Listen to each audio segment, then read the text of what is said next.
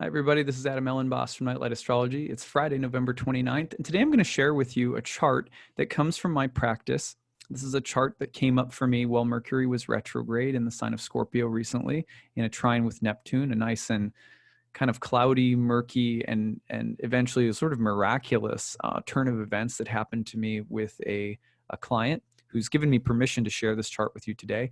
And I hope that it will just give you some of the same insights that it gave me. I thought it was worth sharing. So that's what I've got for you today. This is kind of filler material because I'm in the process of making my December content. So you're going to have your December forecast coming up tomorrow, plus your sun and rising sign horoscopes coming out over the weekend. And then early next week, we've got Jupiter moving into Capricorn. We might do a little bit more with that. Okay. Reminder too that last 40 days of the year, I fundraise. We're at 165 backers on our way towards 420. Thank you everyone so much. If you find that my channel is a place of encouragement, support, and nourishment spiritually, astrologically, then I ask you, if you are able to pitch in and support my work. When you do, you can pick up a reward reading. I personally make them for you. You can get a gift bundle. You can buy one for someone else.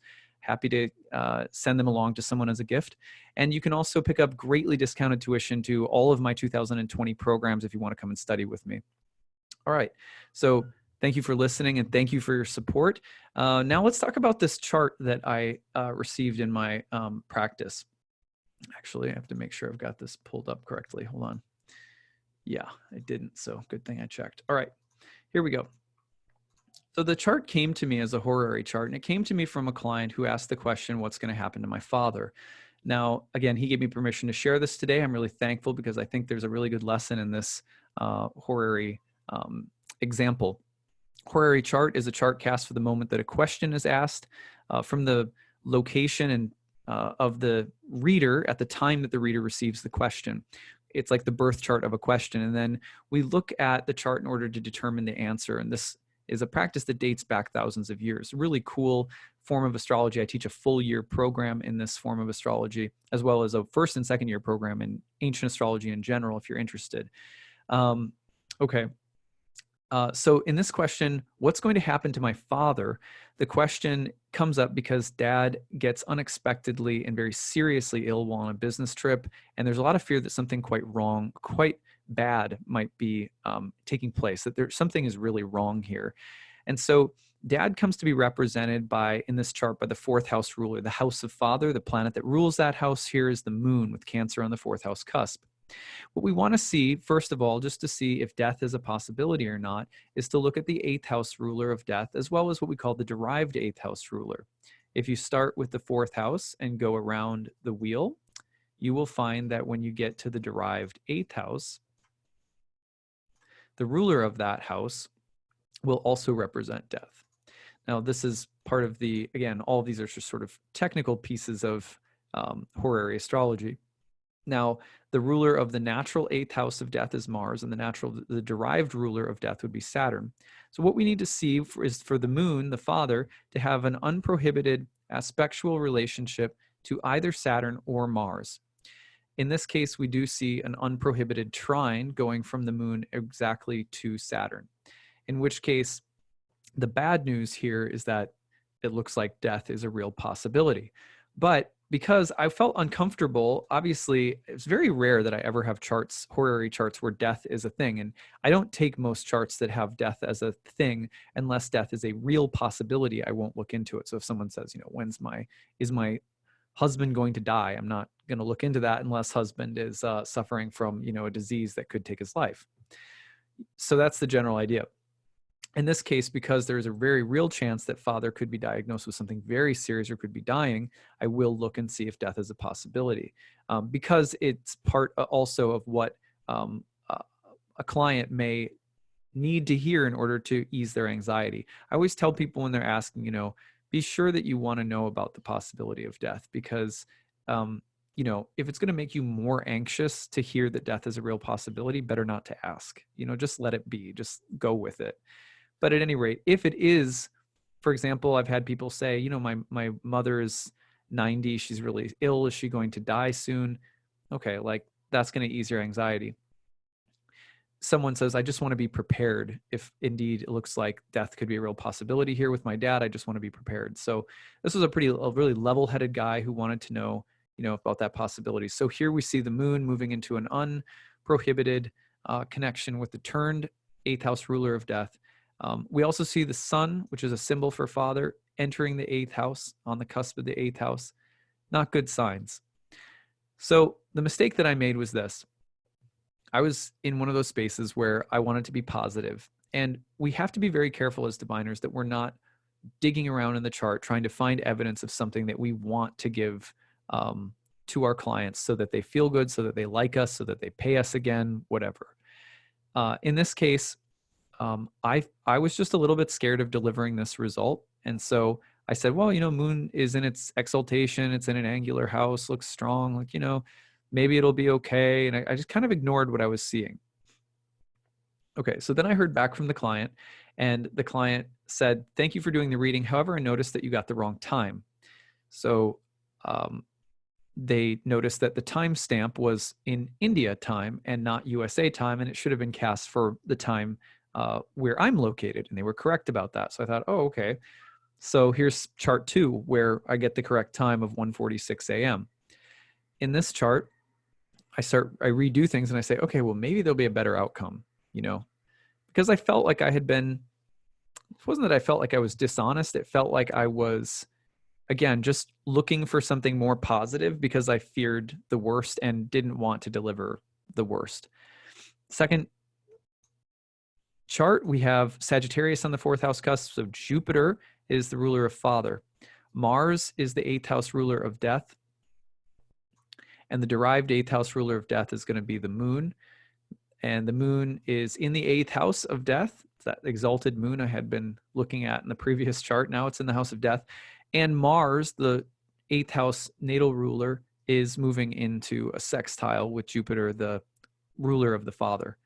Not good. So Lord of Death going to father, derived house ruler of death, the moon in the 8th house. It's kind of one of those times where you're like, okay, I get the message. I get the message. Okay.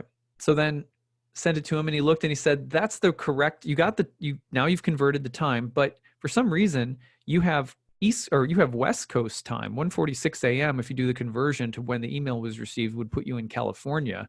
And aren't you on the East Coast in DC? And I was like, yeah. Looked back at the timestamp on PayPal and realized that for some reason my PayPal, the timestamp of the PayPal email was West Coast time, not East Coast time. Correct. So the real final translation, the actual time at which I received it on my side of things was at 4:46 a.m., 3 hours later. So I thought, okay, well, one more chance for this to maybe turn out better. 4th house ruler of father, Saturn. 8th house ruler of death, Venus. Derived 8th house ruler of death, Mercury in Virgo, Mercury ruling Virgo on the 11th house cusp, the derived 8th house. What's happening? Lord of Death contacting Sun, natural symbol of father, by retrograde, and then going straight into a sextile with Saturn. Also, an antitia between Venus and Saturn. So we have the radix ruler of death, Venus, contacting Saturn by antitia without interruption. And then we have Mercury, derived ruler of death, hitting the sun, which is father, or potentially just moving backwards into a retrograde with Saturn anyway, the father. What to speak of the fact that in this chart, we also have Mars, a malefic, unfortunate planet, debilitated exactly on the ascendant, which is not a good omen in horary. So it was really, really clear by this point. I finally gave the judgment. Each successive judgment got clearer about the prospect of death. I heard back from this young man earlier this week, and indeed they found out that his father has cancer that has spread throughout his body. And I don't remember the exact way in which it had spread, but it does not sound good at all. And so the fear, the prognostication of death, he's still with us, so we'll pray for him to get better and hope that he does. We know that you know, miracles are possible. You know, astrology does not, um, astrology is not opposed to miracles, but it doesn't look good, and it certainly looks as though death may indeed be the case.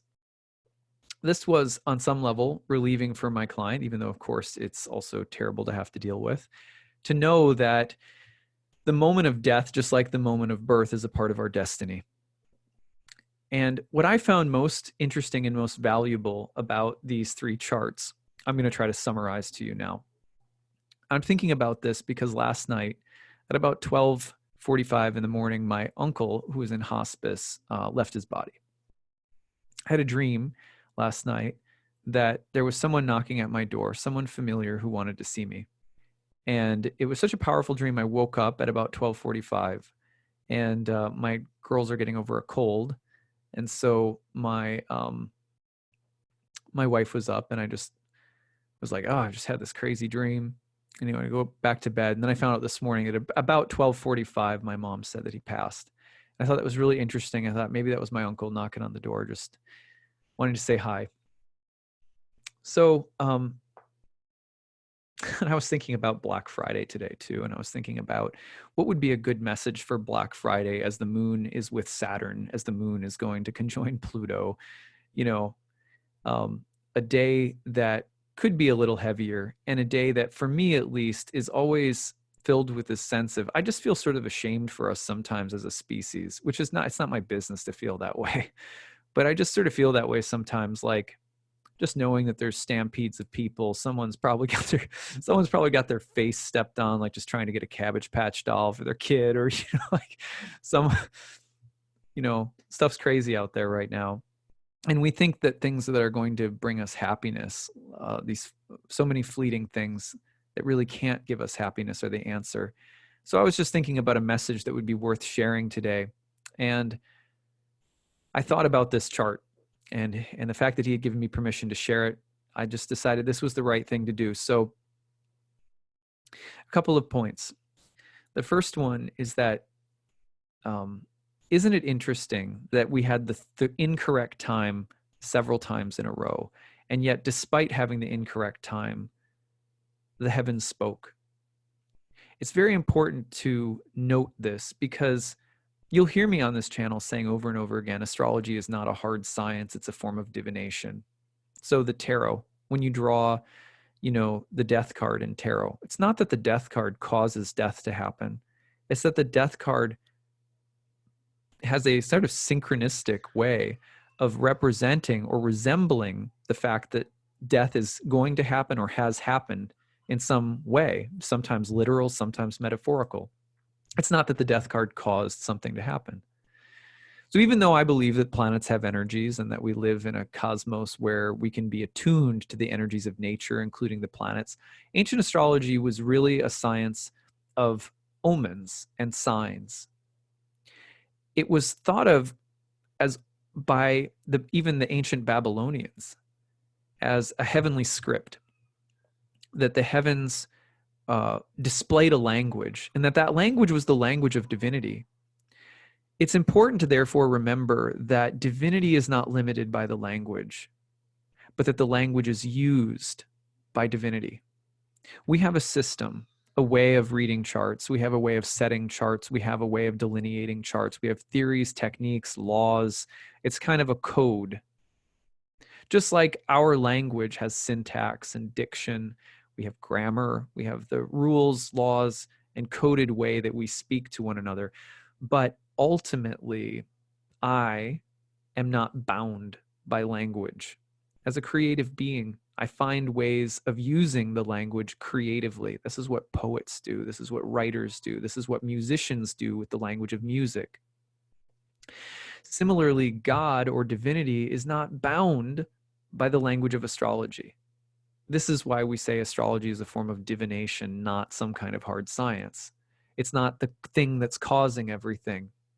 The heavens are a picture of the way that divine intelligence, divine will is working in and through creation. It points like a language to someone, a being. And the most important thing for us as astrologers is to have a relationship with that divine intelligence, with that divine source, because then we learn how to read every situation from the standpoint of our faith, not from the standpoint of being limited by laws, codes, techniques, theories. We remember that in this chart, something is going to speak. If I have the ears to listen, if I have the heart and the eyes to see, and I need to use my understanding of this language, of its laws, of its codes, in order to read what is being said. Anything can be said with love and heart and beauty when we remember that the one speaking behind the language of astrology is divine. This was my mistake in the reading. My mistake was in thinking that death is an objectifying event that is bad and undesirable, and that's it. And so in the first chart, I tried to avoid the correct outcome. Then we got the correct time. And in that chart, I realized the same exact symbolism was there. The time didn't really matter. Isn't it interesting that that would be part of the message? Look, the answer is the answer. The time doesn't matter. You're trying to twist the rules and apply a different logic to get to an answer you like. But let's not make the mistake. It's the divine intelligence that's using this language to speak. And when it wants to speak the truth, you have to listen and you have to be receptive to what that truth is. The third chart came along, and it was even more obvious by the third time around. Now we have 3 charts, 3 attempts at getting the correct objective, locked in systematic rules, etc. But it still speaks. Sometimes it happens like this when you're playing around with the tarot and you don't like the answer you get, and you go, okay, I'll just draw another card. And the next card says the exact same thing. And you go, okay, got it, got the message. But what is that? What's happening in a moment like that? What's the value of that? It's not just the message. It's not like, okay, fine, that's the right answer. It's also when the next card comes up and says the same thing, it is a reminder. Trust, listen, have faith in the voice of the oracle. Because when you do that, you're building something so much more important than a repertoire of techniques and correct answers and some kind of reputation. What you're developing is a trustworthy relationship with the source of the language itself. That's what grants you the ability to start speaking and moving with the language more fluidly. I'd like to read you guys something that comes from Firmicus Maternus 2,000 years ago in the Roman Empire. This is a guy who long ago was writing about this exact same thing. This is a letter to a student who is about to read his textbooks on astrology. Therefore, be pure and chaste, and if you have separated yourself from all nefarious actions which are wont to destroy the mind, and if a right vow of living has freed you from all hatred resulting from evil deeds, and if you keep yourself purged of evil and mindful of the divine seed, then enter upon this work and commit to memory the following books, that is, the books of techniques and teachings and the code, so that divinity may bequeath the whole science to you and draw near to your mind with a hidden prophetic majesty, so that having attained the true knowledge of divinity in defining the fates of men and explaining the courses of life, you may be instructed not so much by those things you have read, quote unquote, in astrology textbooks, but rather by your own mental judgment, so that more may be conferred upon you by your divinity of mind than by your mastery of what you have read in textbooks. There it is, 2,000 years ago. One of the classical source texts of astrology saying the same thing. Look, it's more important that you draw divinity into your mind. Then the hidden prophetic majesty of this science will empower you. Then it will be in you. Then it will speak to you. So sometimes astrology, it's uncomfortable. We want to try to bend the rules just like you want to flip more cards to get the answer you want. But we can't do that because it floods the oracle.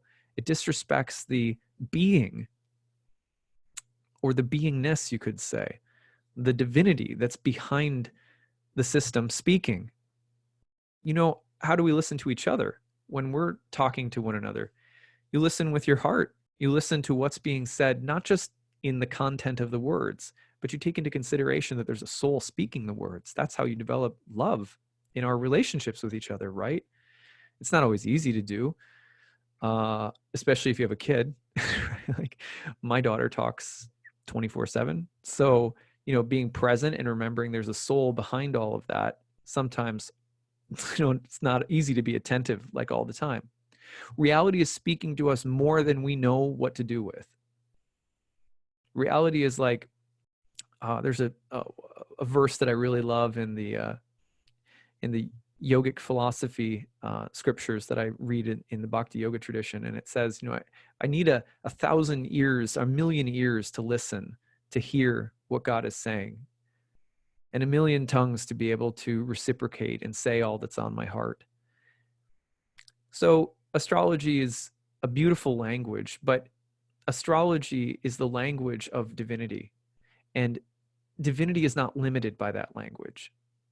So when we in any way act as though astrology is some kind of hard, pure, causal, objective science, if we fight for astrology to be that way because we want everyone else to validate it, because then it'll be a cool science that everyone validates. It's not that it's not that the planets don't have real influence. It's not that there aren't innumerable complex energies that we can feel and work with that the astrology is pointing to. I believe in all of that. But it's that ultimately the thing that we are trying to get to know is the being behind the language, the being behind the energies, behind the seasons of karma, behind the configurations and weather patterns that we go out and deal with. Because those manifest and come from, they are the language of, if we have ears to listen and eyes of the heart to see, then all that's coming forth all the time is something that's speaking to us. And we need to be able to locate the beingness or the divine agency of the one speaking. We lose track of that all the time. That's actually what astrology is trying to get us to. Because when we go out around in the world in our day-to-day life and we have experiences like this young man, he's now having the experience of his father having cancer and may likely die. But what is the benefit of having had an astrology chart confirm in the language of the sky and the heavens that this is what was happening? The blessing is now that his father's cancer is not his father. His father's cancer is emblematic, reflective of, just like his father's body and his father's life is emblematic and reflective of a spirit soul that was speaking through it, a divine authorship that was guiding it.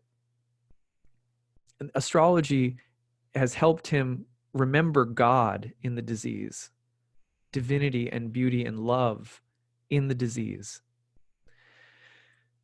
So the objective time of the chart did not matter. Isn't that outstanding? And I've seen this in my astrology practice so many times where I've literally read charts for people and gotten their wrong birth time and had really accurate predictions, only to find out months later that their birth time was like hours off. Completely different chart. Completely accurate predictions. Astrology, when we cast a chart, divinity is using what is at hand, the configurations of the sky and this language, to speak to us. But make no mistake about it, divinity is not limited by that language. This is why, again, what Firmicus Maternus said thousands of years ago is so true and so important. That what we're here to do with astrology is to cultivate a relationship with the intelligence that is speaking to us behind it. Then that's the only way that we can start to see God in everything and everywhere. The natural result of which is that we start to love and feel compassion in our heart for everything and everyone. if we have any desire to be spiritual activists, to embody good change in the world, it can't come unless we're seeing God in everything and everyone, unless our inner foundation of that spiritual value of loving divinity and seeing divinity in everything and everyone, unless that's very strong in our hearts, if that's not at the core of what we're doing spiritually, astrologically, etc., we can't be spiritual activists in the world. And when we're not spiritual activists in the world, life is a lot like a Black Friday. It's just a mad rush to consume things. And we're just rushing around trying to do a little bit of temporary good, but overwhelmed really by the masses of ignorance and unconsciousness. Nobody wants that. So that was what I wanted to share with you today. I had several bullet points, but as I went along, my bullet point structure disappeared. And the thing that was trying to speak superseded the structure of my presentation. So all of the points I was going to make were just included in everything I said, but I had them broken down in advance. All right. So I hope that this was useful for you. Finally, I want to say this. Let's do something together today to be a little different from the rush to consume. If you're taking this in, you've taken this all the way in for whatever 20 or 30 minutes this has been, then let's try something together. In the comment section today, what I want you to do is just throw up a prayer. Throw up a prayer for someone that you love, someone that you care about, maybe someone that's an enemy. You don't have to name them. You don't have to be specific, and don't gossip in the way that you present it. Just throw out a prayer for someone. If you'd like someone to pray for you, throw out a prayer. Keep it really short, a couple of simple sentences. And let's take a moment today for our astrology nourishment of the day to lead us into the thing that really matters, which is that if the planets are not bringing us into seeing divinity in each other and in everything and engendering a spirit of compassion, then we're not really connecting. We're connecting to a dead language, and we're forgetting the speaker behind it. So let's pray for each other today. I'll throw out my prayer request if you guys want to pray for my uncle and his family, that he have a safe passage, that he leave his body and go to whatever may await him next with peace, and also pray for his family, that his family would be comforted in their mourning and loss, especially my mom today, who's just really heartbroken. This is her brother.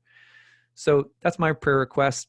Leave yours in the comments section. At the end of the day, I'm going to do a little fire puja in my room and in my office here, and I'm going to go through the list and pray for every single prayer request that hits that feed. I'm going to be blasting this out by newsletter today as well. So we're going to call this this will be Black Friday is going to be prayer day, and I'm going to do this next year too. I'm going to start making this a tradition where on Black Friday we take a moment to try to pull back a little bit from the frenzy and try to remember divinity in each other and in the world, and try to increase that awareness by praying for one another.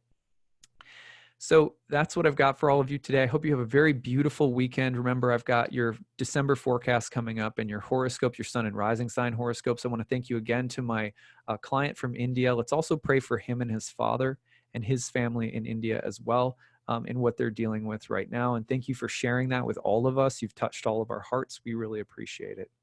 Okay, take care, everyone. We'll see you again soon. Bye.